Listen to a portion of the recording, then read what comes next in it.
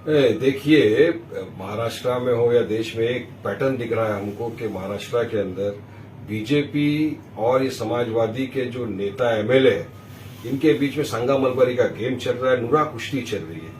काफी वक्त से देखा जा रहा है। यही नहीं, विधानसभा का जब चुनाव आया था महाराष्ट्र में, उस वक्त यही समाजवादी महाविकास आघाड़ी का हिस्सा थे। महाविकास आघाड़ी के ही आदित्य ठाकरे ने पूरे मीडिया को कहा है कि महाराष्ट्र विधानसभा के चुनाव के वक्त भी इन्होंने पूरी तरह से बीजेपी का समर्थन किया था। बीजेपी की बी टीम थी एसपी वाले, तब से अभी भी यही है। आपको पता होना चाहिए कि महाराष्ट्र के अंदर फिलहाल इतने सीरियस मुद्दे, बजट सेशन इतना इंपॉर्टेंट था, यहाँ पर पुणे का जो स्वारगेट रेप केस हुआ था उस पर चर्चा होनी थी, जो आर्थिक बहिष्कार करने की आप काशीनाथ मेला के अंदर करें तो उस पर चर्चा होनी थी, जो दिन दहाड़े घर में घुस के चाकू से हथियार से यूज किया जा रहा है, चर्चाएं काफी होने वाली थी। बीजेपी सरकार को पूरी तरह घेरा जा सकता था इस सदन में, मगर क्या होता है कि बजट के पहले ही दिन सुबह में ये आते हैं 500 साल पुरानी बात, इररिलेवेंट टॉपिक के ऊपर एक ऐसा बयान देते हैं, सब स्क्रिप्टेड होता है। आप ऐसा बोलना जिससे महाराष्ट्र के अंदर भी हलचल मच जाएगी, भारत में देश में भी हलचल मच जाएगी, आप बोल दो।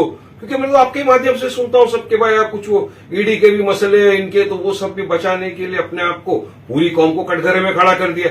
अरे चला के 500 साल पुरानी बात आप लेकर पूरा इस तरह के अल्फाज आप इस्तेमाल करते हो। देखिए, छत्रपति शिवाजी महाराज, छत्रपति संभाजी महाराज की हम सब इज्जत करते हैं। महाराष्ट्र का क्या, पूरा देश विदेश हर इंसान उनकी इज्जत करता है। आपको जो भी है, हिस्टोरियन है जो भी, तो आपको अगर बोलना नहीं आता तो किसने कहा आपको इस तरह की फालतू बकवास करो। आज रमजान का महीना चल रहा है, अगर कहीं पर भी कुछ होता है अनटोवर्ड इंसिडेंट कुछ, तो पूरी जवाबदारी ये महाराष्ट्र के समाजवादी पार्टी के एमएलए और बीजेपी सरकार की होगी। अब देखिए, दोनों का काम हो गया ना, बीजेपी का काम हो गया, 3 दिन सदन आगे चला गया, ये इनका भी काम हो गया, बच गए, मगर पूरी कौम को कटघरे में डाल दिए, एक नफरत का वातावरण पूरा फैला के बैठ गई है। तो ऐसे ही भारत के अंदर आप देख रहे 2014 जब से बीजेपी सत्ता में है, किस तरह मुसलमानों के खिलाफ एक षड्यंत्र रचा जा रहा है, एक वॉर जैसी कर दी गई है मुसलमानों के खिलाफ, हर चीज से नफरत। अजान का हमारा लाउड स्पीकर आप बंद कर दिए। अरे आपको उसके ऊपर बोलना चाहिए था कि सुप्रीम कोर्ट डेसिमल जो रखा है उस पर दी जा सकती है सर।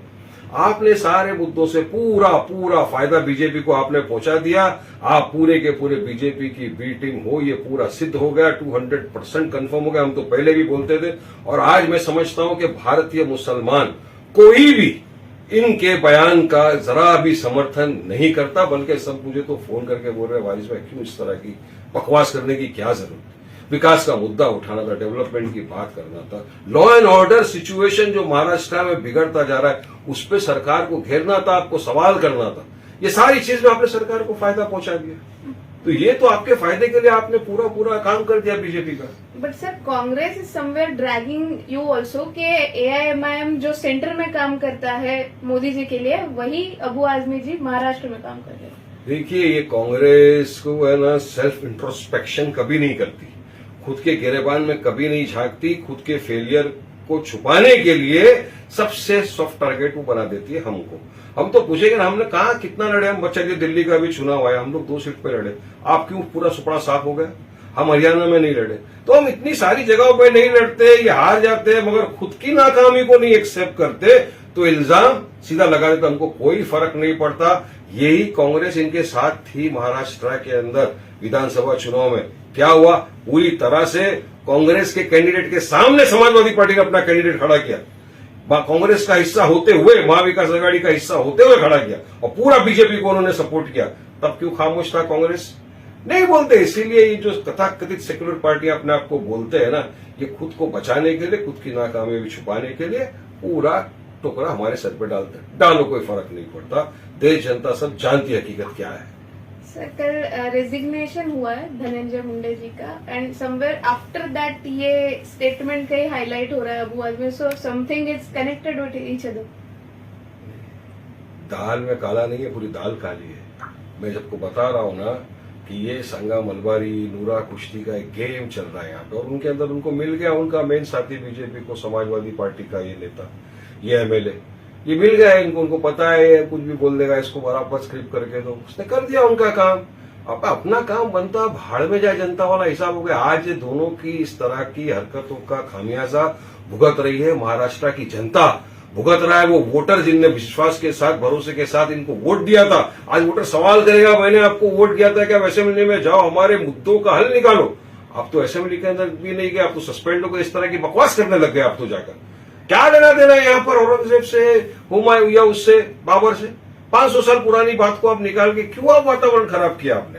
तो ये सब साफ दर्शाता है कि आप बीजेपी को सपोर्ट करने के लिए आपने इस तरह की हरकत की।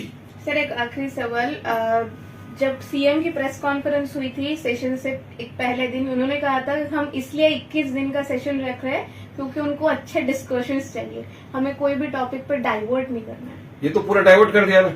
अब आप तो देखो ना, आज तीसरा दिन हो गया, कहाँ चला सदन? किसका नुकसान हो रहा है? टैक्स पेयर का पैसा जा रहा है, सदन चलने नहीं दिया रहा है। और क्यों? सोची समझी साजिश का नतीजा। और बीजेपी कामयाब हुई ना इसके अंदर, उनको मिल गया उनका बराबर से एजेंट, जो बराबर से के साथ उसने अपने एजेंट का काम निभाया और स्क्रिप्टेड था पूरा, स्क्रिप्ट उसने पूरी अदा किया। और अब ये माफीनामा मैं अब वापिस लेता हूं, अरे ये सब छोड़ो, झांसेबाजी देना। तीर निशाने तो निकल गया, तीर निकल गया। आपको जो करना था आप काम कर दिए बीजेपी के लिए। अब पूरे पब्लिक समझ गई है। हम तो जहां कहीं जाते हैं लोग यही पूछ रहे वारिस भाई क्या जरूरत थी इनको इस तरह के बकवासबाजी करने की? आज पूरी कौम को आपने कटघरे में लाके खड़े कर दिया सिर्फ आपके बकवासबाजी की वजह से। आपने पूरा बीजेपी का समर्थन कर दिया अपनी बकवास की वजह से। तो ये बात मुझे यकीन है महाराष्ट्र की जनता इसको भूलेगी नहीं और इसको आगे चुनाव में पूरा जवाब मिलेगा।